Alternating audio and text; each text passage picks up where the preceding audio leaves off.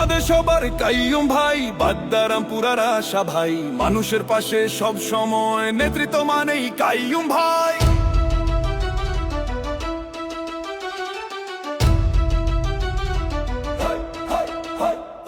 গ্যাসের কষ্ট, রাস্তাঘাট, সব সমস্যার হবে সমাধান। মশানি নিরাপত্তা জোর, ঢাকা 11 হবে উন্নয়নের শহর।